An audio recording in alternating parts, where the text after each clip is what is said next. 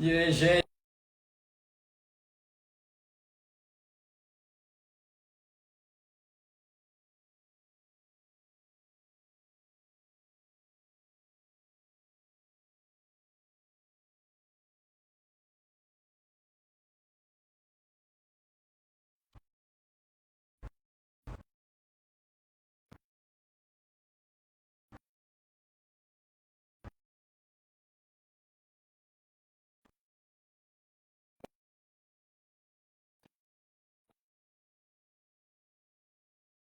É engraçado, tá ficando escuro.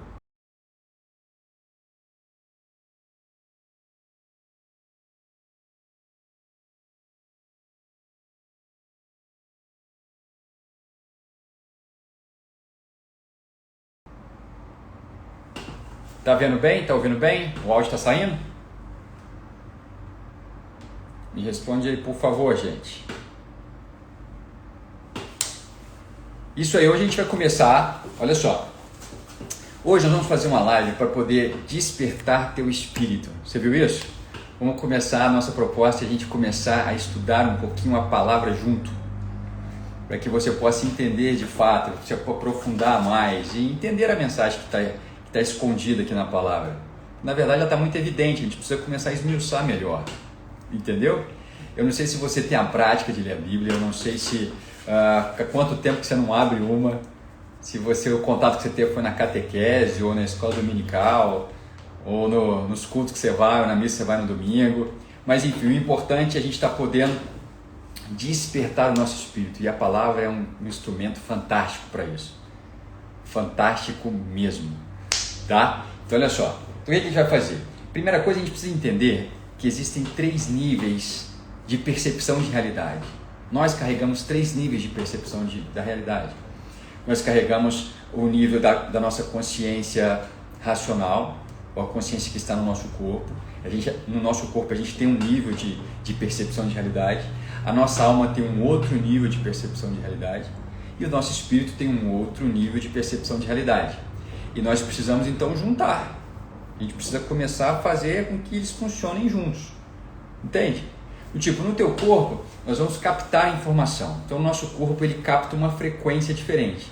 Então, nessa frequência, a gente vai ter o quê? Vai ter a visão, a gente vai ter a audição, a gente vai ter o tato, o paladar, né? A gente vai ter o olfato. Então, tudo isso serve para poder captar a informação. Depois que a gente captou a informação, nós temos o outro nível, que é o nível da alma, que é o nível emocional, que a gente sente a informação. E é onde está a nossa interpretação, a gente interpreta as informações que a gente recebe para poder gerar uma resposta. Mas existe uma outra frequência, que é uma frequência maior ainda, que é uma frequência espiritual, para que a gente possa entender e compreender das coisas espirituais, compreender da ação do invisível no visível. Entendeu? É um nível onde a gente trabalha muito a revelação, a gente começa a compreender coisas que sempre estiveram ali, sempre estiveram presentes, mas que são reveladas pelo Espírito Santo de Deus. O Espírito Santo de Deus, ele nos revela, ele nos convence de uma realidade, de uma condição que a gente desconhecia. Então é por isso que é importante e necessário que a gente leia a palavra, que a gente alimente o nosso espírito, que o nosso espírito esteja sempre sendo fortalecido e alimentado através da palavra. Então hoje a gente vai começar com Gênesis, primeiro livro. Vamos avançando. Deixa eu esmiuçar um pouquinho para vocês entenderem a mensagem, porque aqui é uma coisa muito importante. A gente precisa entender que o autor da Bíblia, os autores da Bíblia, eram judeus. Eles vinham de uma outra cultura, era uma cultura oriental. Os orientais se comunicam de uma forma diferente. Nós ocidentais, a gente vai muito na literalidade. Os ocidentais, eles estão muito mais preocupados com a mensagem. Então, Gênesis, a última coisa que Gênesis quer ser e quer representar para mim e para você, é exatamente a literalidade dos 7 dias. Existe uma mensagem muito mais profunda atrás dos 7 dias de criação. Existe uma mensagem muito mais profunda nos processos que nós passamos, que nós atravessamos durante a criação. Entendeu? É nisso que nós devemos focar. É esse entendimento que nós temos que ter. Não tem aqui um caráter científico em Gênesis. Tem um caráter que transcende. Tem um entendimento e um conhecimento que está numa frequência muito maior do que a frequência do conhecimento, do entendimento. Deu para entender? Vamos começar? Olha só. Então, primeiro, não sei se você já está com a Bíblia aí. Se você não tiver, você separa no seu celular, vai acompanhando comigo aqui. Tudo bem? Vai ser rapidinho, 30 minutos, tá? Seu alimento do dia aqui. Olha só o que fala. Vamos começar lá, Gênesis 1. Nada melhor do que começar por Gênesis 1. Gênesis 1 diz o seguinte, 1:1. Fala, no princípio criou Deus os céus e a terra. A terra era sem forma e vazia. Trevas cobriam a face do abismo e o Espírito de Deus se movia sobre a face das águas. Vamos parar aqui, eu só li 2 versículos com vocês. Primeira coisa que é muito importante a gente entender. Primeiro, é que no princípio Deus estava. Ou seja, existe um Deus que existia muito antes de tudo isso, de todo o universo existir. Então, no princípio, Deus estava. E fala que no princípio Ele criou.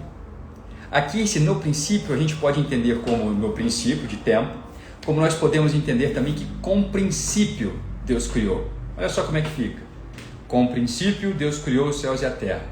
Ou seja, com propósito as coisas foram criadas. Com propósito Deus criou os céus e a terra. Quando a gente avança um pouquinho mais, a gente vai ver que Ele criou o quê? Os céus e a terra.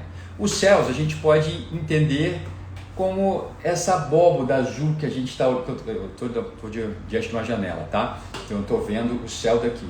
Eu posso entender que Deus ele criou o céu e eu posso entender que Deus criou a terra. Mas existe uma mensagem que vai além disso. Existe uma mensagem que me aponta que Deus ele criou o invisível, os céus, a dimensão dos céus, para depois criar a dimensão do visível, que é a terra. Então ele coloca uma ordem, ele já aponta uma ordem. Ele aponta que antes dele criar o que é visível, ele criou o invisível. Não é legal isso? E ele cria uma hierarquia. Ele determina a hierarquia. Ele determina que os céus são capazes de julgar a terra. Ou seja, o céu julga a terra. O céu tem poder sobre a terra. O céu determina a terra. E não o contrário. Entende? Isso tudo aqui em Gênesis 1:1. Olha só quanta informação que a gente já tem aqui. Preste atenção na mensagem. E aqui continua. Ele fala assim, ó. E a terra era sem forma e vazia. Trevas cobriam a face do abismo e o Espírito de Deus se movia sobre a face das águas. Poético, né? Agora vamos entender um pouquinho mais o que está falando aqui. Olha só. Primeiro, porque na tradução, né, no original, também pode ser traduzido como que a terra era sem forma, que a terra tornou-se sem forma e vazia. O que nos dá a entender que existia uma realidade antes de ser colocada em ordem. Mas isso é assunto para depois, mais para frente a gente vai ler outros versículos e a gente vai entender um pouquinho mais sobre isso. Mas fala que o Espírito de Deus ele pairava sobre a face do abismo. Em algumas Bíblias fala que ele pairava sobre a face das águas. E eu sempre tinha uma visão meio que Superman aqui, sabe? Sabe aquele, não sei se é do teu tempo, mas nos filmes antigos Superman sempre tinha imagem de como se tivesse alguém voando sobre o mar, assim, sabe aquela cena? Era a cena que eu tinha na minha cabeça. Que o Espírito de Deus ele pairava, ele estava voando sobre um mundaréu de água. Era assim que eu imaginava. Só que a ideia aqui é que o Espírito de Deus ele estava sobre o caos. Eu não expliquei isso para vocês. Aqui quando fala que a terra era sem forma e vazia, em hebraico tem uma expressão que é tohu vavohu. Tohu vavohu. Então a terra era tohu vavohu. E tohu vavohu significa caos, caos completo. Pensa você numa terra arrasada, pensa você num ambiente pós-guerra, sabe? Já viu em filme? Você vê filme assim, as imagens de uma cidade que foi devastada pela guerra, ela está destruída, ela está caótica. É aquela realidade onde você olha e não sabe por onde começar a botar em ordem. Caos. Então fala que a terra estava um caos. E fala que o Espírito de Deus, a presença dele, o Espírito dele, ele parava, ele estava sobre. Então imagina, o caos estava aqui e o Espírito de Deus estava aqui. E o que significa isso? Significa que o caos ele não tem poder para atingir aqui. Mas quem está em cima tem poder de influência sobre o que está embaixo. Então o Espírito ele pairava como aquele que tem influência, como quem influencia, como quem é capaz de influenciar aquilo que está diante dele. É como uma galinha de asas abertas protegendo seus pintinhos. Entendeu? Ela está pairando sobre eles, ou seja, ela está sobre eles. Ela tem poder, ela consegue proteger, como ela consegue movê-los para onde ela bem entender. Entende? Então essa é a mensagem. Então nós temos um Deus Criador e nós temos um Deus Criador que se move. E um Deus Criador que se posiciona diante do caos para poder trazer ordem. Vocês estão acompanhando? Faz sentido para vocês? Está todo mundo comigo? E aqui o que a gente vê? A gente vê que essa criação ela vai evoluindo. Existe uma ordem, existe uma evolução. Falar em ordem, isso é muito importante. Entenda o seguinte, presta atenção na mensagem. Antes da presença de Deus, antes de Deus estar pairando sobre o caos, existiu o caos. O que é o caos? Desordem total, completo. Sabe, sem solução. Primeira coisa. Depois, o que Deus começa a fazer? Ele se apresenta como um Deus criador. E essa criação nada mais é do que começar a colocar as coisas em ordem, debaixo de um propósito. Lembra do princípio? Então, debaixo de um propósito. Então, debaixo de um propósito, Deus foi criando os céus e a terra. Debaixo de um propósito, Deus foi colocando as coisas no lugar. E é muito legal aqui, porque a palavra, quando fala no princípio criou Deus, aqui nós entendemos, nós somos apresentados a um Deus que cria do nada. E quando a gente pensa em criar alguma coisa, a gente tem na nossa cabeça o nosso processo de criação. Então, o nosso processo de criação é a gente detecta um problema, a gente começa a desenhar, a gente começa a planejar uma resposta para aquele problema, né? A gente testa aqui, a gente testa ali, até que a gente tem uma resposta completa. Então, esse é um processo de criação, nosso processo criativo. Só que Deus, ele cria diferente. Existe o verbo criar aqui, em hebraico é bará. Só que bará não é um verbo aplicado a mim e a você. Eu não posso barar, você não pode barar. Entende? Mas Deus é capaz de barar, Deus é capaz de criar do nada. Deus é capaz de criar sem referência.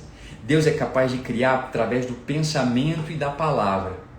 Ele é capaz de trazer vida do nada, pelo simples fato dele querer se posicionar para isso. Simples assim. Esse é o nosso Deus. Esse é o Deus apresentado. Essa é a grandeza do Deus apresentado. O Deus Elohim, o Deus Criador. Aquele que se move e coloca as coisas em ordem. Aquele que traz sentido para a vida. Aquele que traz propósito para a vida. Viu só? E eu não saí do versículo 2. Quantas coisas estão sendo passadas para a gente nos primeiros capítulos da Bíblia? Coisas profundas e essenciais para mim e para você. Verdades espirituais que despertam a nossa mente, que tocam a nossa alma e que começam a fortalecer e trazer propósito para o nosso corpo. Vocês estão entendendo? Começa a entender que nada foi feito ao acaso. Nada existe ao acaso. Isso que é importante, a mensagem é essa. Eita, deixa eu correr que só tenho 15 minutos com vocês. Vamos lá. Então, prosseguindo, o que a mensagem vai passando? Primeiro, então eu já conheci esse Deus grandioso, eu conheci esse Deus que cria do nada, eu conheci esse Deus que traz ordem para aquilo que está em desordem, eu conheço esse Deus que pulsa vida. Legal. Depois disso, a palavra começa a me apontar uma sequência, ele começa a me apontar processos, começa a me apontar progressos, para que todo o propósito seja concluído. Deus, ele cria do nada, mas ele cria tudo de forma processual.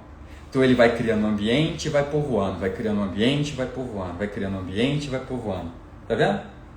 Aí fala, e disse Deus, haja luz e houve luz. A princípio, quando a gente lê haja luz e houve luz, é como se alguém acendesse a tomada, o interruptor. Como alguém, se alguém ligasse o interruptor. Aqui está escuro e do nada alguém acendeu a luz. Mas a mensagem é mais do que isso. Quando fala na palavra que disse Deus haja luz, significa que Deus ele trouxe clareza para as coisas. Do nada as coisas começaram a fazer sentido. É como se a gente estivesse no escuro e do nada a gente começasse a enxergar o ambiente que estamos. Então houve luz, houve um impulso, houve uma energia muito potente que foi liberada ali. E a partir disso vai tendo uma sequência. E você vai vendo que a cada dia Deus vai criando coisas grandiosas. Deus vai criando coisas grandiosas, vai criando coisas grandiosas. E o que é interessante aqui é porque a cada dia de criação finaliza com Deus falando o quê? E viu Deus que era bom. E viu Deus que era bom. E o grande ponto aqui é você entender o que é bom para Deus. O que é bom para Deus? A nossa tendência é refletir o nosso entendimento de bom para o bom de Deus. Como assim? Porque se eu perguntar para você assim, aos seus olhos, o que é algo bom? Sabe o que você vai pensar? Algo bom é algo que me agrada, é algo que eu acho legal, é algo que aos meus olhos é aprazível.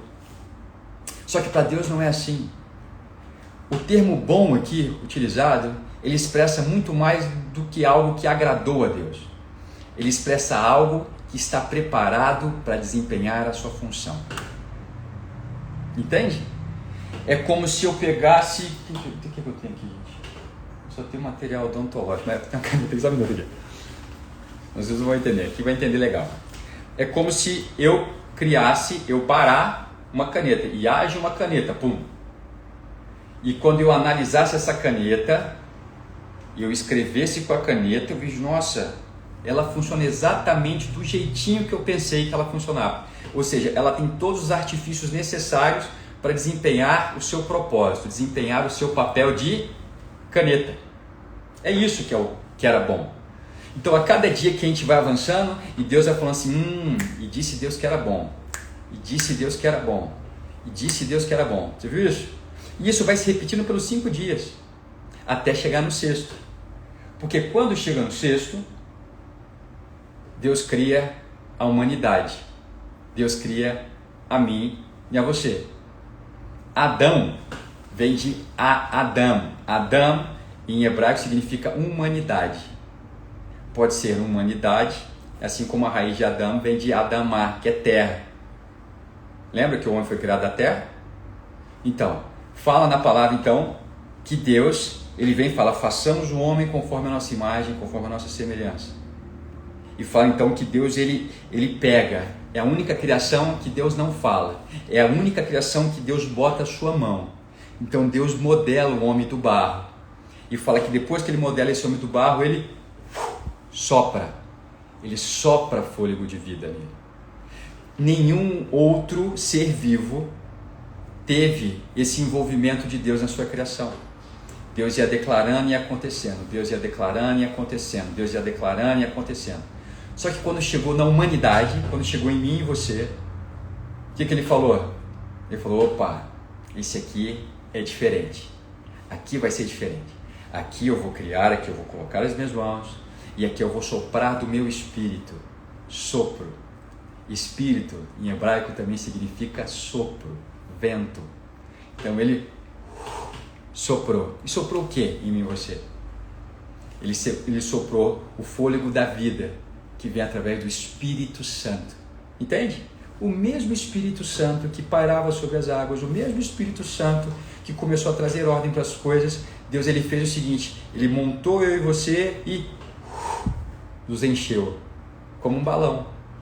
Ele soprou, ele nos encheu do seu Espírito. E nós nos tornamos então vivos. Nós estávamos vivos. Agora, o que é importante a gente saber disso? Vamos lá, vamos avançar um pouquinho aqui. Porque nesse dia, quando Deus terminou o 6º dia, a palavra ela traz uma outra expressão. Ela não fala que viu Deus que era bom. Fala assim, e viu Deus que era muito bom. Muito bom. Ou seja, a criação da humanidade, a criação de mim e de você, a criação do homem, da mulher, aos olhos de Deus, era um coroar da criação. Era o objetivo, era o propósito de tudo isso. Ele havia criado todo o universo, exatamente para criar um ambiente propício para que eu e você pudéssemos estar aqui, para que eu e você pudéssemos viver aqui.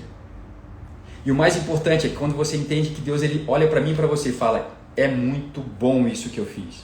Ele está falando que o homem que eu criei, a mulher que eu criei, ela está mais do que apta a exercer o seu propósito. Lembra da caneta? A caneta era boa. Eu e você somos muito bons. Significa que a esperança foi depositada em mim e você. Como um pai, quando o filho nasce, ele se enche de orgulho, fala, nossa, agora tudo fez sentido. Agora a vida ganhou um outro sentido. A vida ela contava uma história até hoje, mas a partir de agora ela começa a contar uma história com um sentido maior. É isso que ele estava falando aqui. Exatamente isso que estava sendo dito. Essa era a mensagem que estava sendo passada. Agora, a gente continua um pouquinho mais. A gente tem mais 10 minutos. Vocês estão comigo? Está dando para acompanhar bem? Está fazendo sentido? Então vamos lá. Não perca. Foco. Só que se a gente muda o capítulo, você vai ver que o capítulo 2 de Gênesis, ele vai meio que contar a mesma história do capítulo 1, só que de uma forma diferente. Ele vai dar alguns detalhes que no capítulo 1 não foram dados. Entendeu? E aqui começa a primeira coisa. Olha só que interessante. Fala o seguinte, ó, Gênesis 2:8. Marca aí. Fala, ora, o Senhor Deus tinha plantado um jardim no Éden, para os lados do leste, e ali colocou o homem que formara.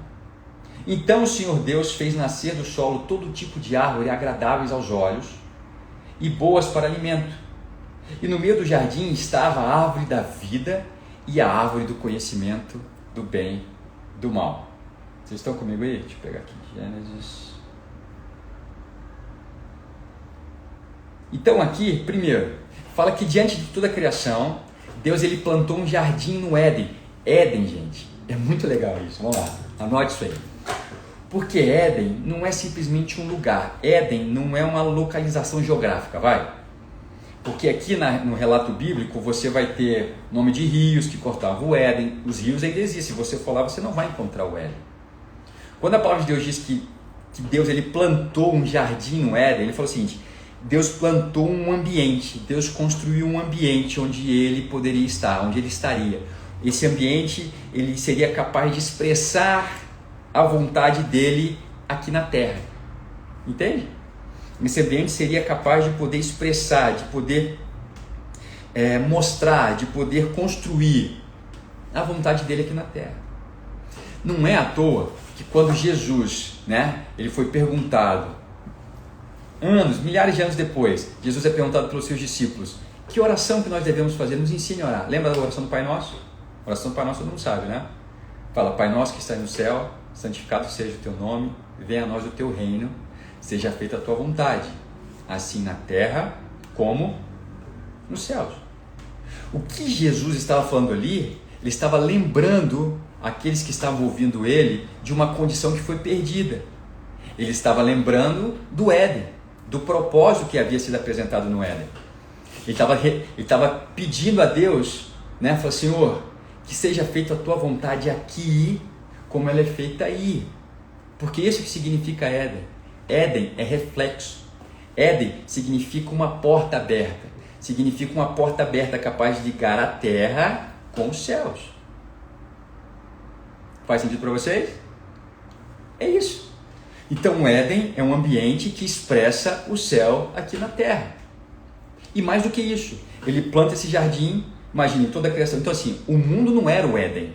O Éden era um jardim, era um ambiente que foi gerado por Deus. Tudo bem? E ele gerou esse ambiente e falou o seguinte, falou, Adilson aqui com a gente, Adilson, você pode comer de todos os frutos, de todas as árvores desejáveis a você. Mas existe uma árvore que você não deve comer, que é a árvore do conhecimento do bem e do mal. Porque do dia que você comer dessa árvore, você vai morrer. Tudo bem? Tudo bem. Então ele começa me apontando tudo aquilo que eu posso fazer, para depois me advertir, mas que tem uma árvore ali, que inclusive está no centro do jardim, junto com uma outra árvore muito especial, que é a árvore da vida, que daquela árvore específica você não deveria comer. Porque do dia que você comesse aquela árvore, você ia começar a viver de um jeito diferente. Você ia começar a viver como quem está morto.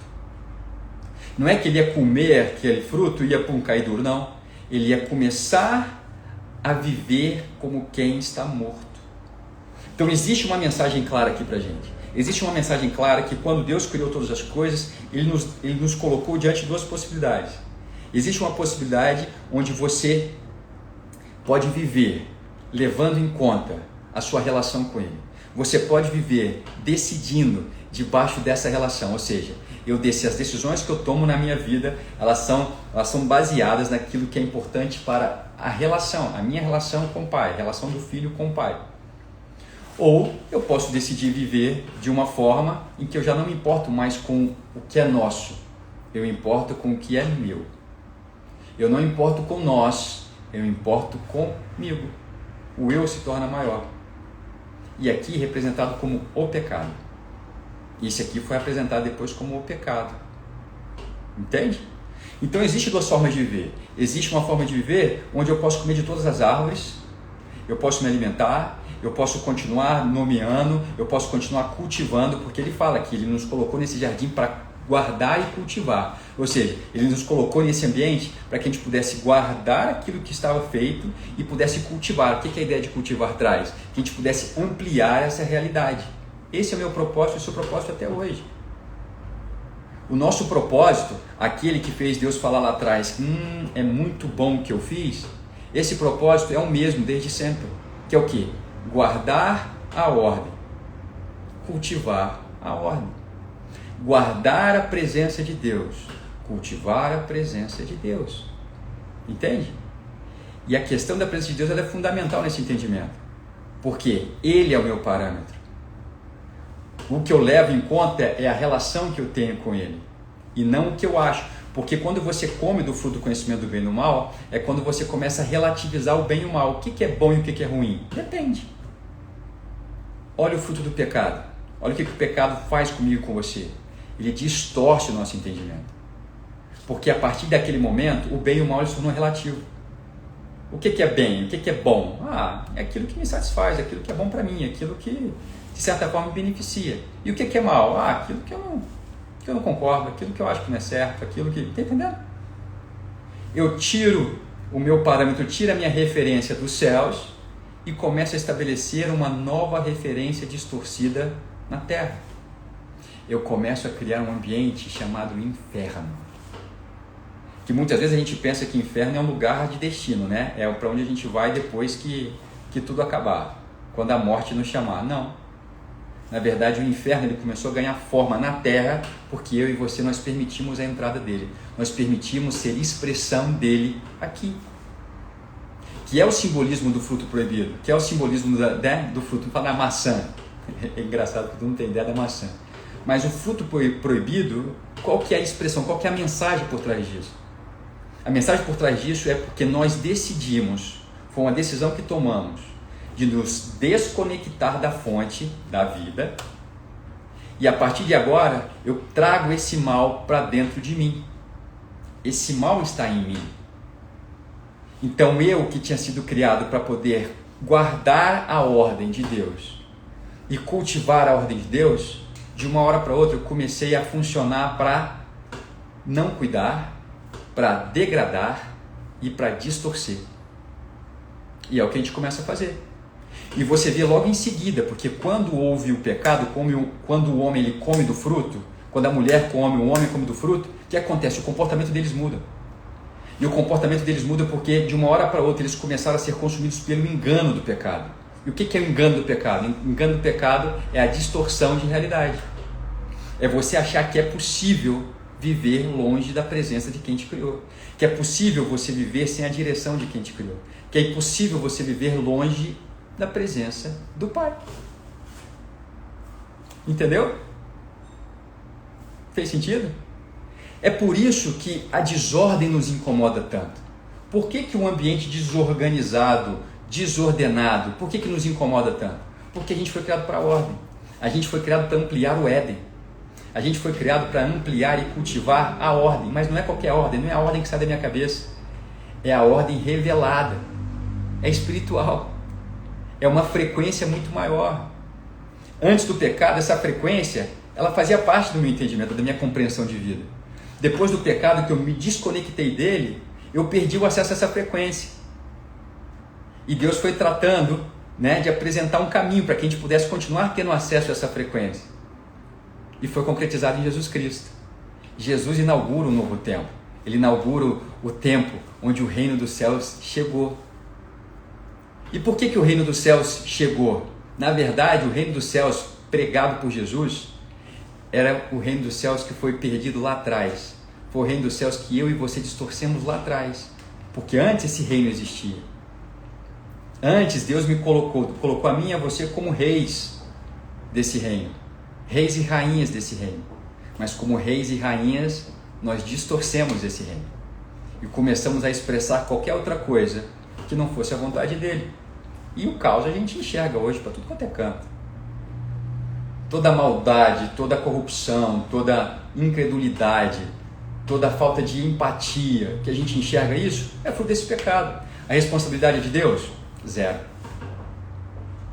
Porque Deus ele não castiga o pecado. Nós é que colhemos os frutos dele. Porque é uma decisão nossa. E é uma decisão diária. Então sabe o que acontece? O que acontece é que todo santo dia Deus nos coloca diante da árvore do conhecimento do bem e do mal e da árvore da vida. Sendo que um dia a gente já comeu dessa árvore do conhecimento do bem e do mal. Mas como assim, Diego? Como é que isso é possível? Através de Cristo Jesus. Ele nos trouxe o resgate. Ele nos permitiu novamente acessar essa realidade. Mas é por isso que existe o arrependimento. É por isso que Jesus pregava: arrependei-vos, pois está próximo o reino dos céus. Existe uma condição para o reino, e é o arrependimento. Então, se você começa a entender que pecado é a desconexão, o que você entende que é arrependimento? É conectar. É conectar novamente a fonte. É entender que não existe vida fora dela. É entender que uma rosa fora da roseira, ela já está morta, apesar de parecer viva. Mas o tempo dela já está contando. Entende? Só sabendo que se ela estivesse na roseira, ela não morreria. Ela passaria, ela ciclava, ou ciclaria, eu ia falar. Então era um ciclo. Ela brotaria, depois sumiria, depois ela brotaria novamente. Então é uma vida que pulsa. Agora, quando você tira aquela rosa da roseira, o que acontece? Ela já morreu. Desconexão. Ela está em pecado. Entendeu? Fez sentido, gente? Bacana? Então depois dá uma lida novamente nos 2 primeiros capítulos de Gênesis. Semana que vem, terça-feira, a gente avança um pouquinho mais. Traga a tua Bíblia, convide seus amigos e vamos avançar. Eu acho que você nunca, pelo menos, fez um estudo bíblico dentro de um consultório odontológico. Pelo menos nisso já é bem diferente. Tá bom? Deus te abençoe muito a tua semana. Continue despertando o teu espírito. O espírito é que revela realidades, revela verdades que são fundamentais para a nossa vida. A gente precisa estar buscando isso constantemente. Você é espiritual. Deus nos fez corpo, alma e espírito. E a gente precisa compreender isso. Eu não posso viver racionalmente, como eu não posso viver emocionalmente. Como eu também não posso viver simplesmente espiritualmente. Eu tenho que ser dirigido por esse espírito. Para que a minha alma possa ser transformada, para que o meu entendimento seja renovado, para que o meu corpo seja fortalecido. Entendeu? O espírito precisa estar ativo em mim o tempo inteiro. Porque é quem me direciona. É quem me desperta, é quem lembra quem eu sou, é quem lembra qual é o meu propósito, é quem alinha a minha vida. Tá certo? Deus abençoe muito vocês. Semana que vem tem mais. 12:30, terça-feira, já convide os amigos também. Até mais. Tchau, tchau.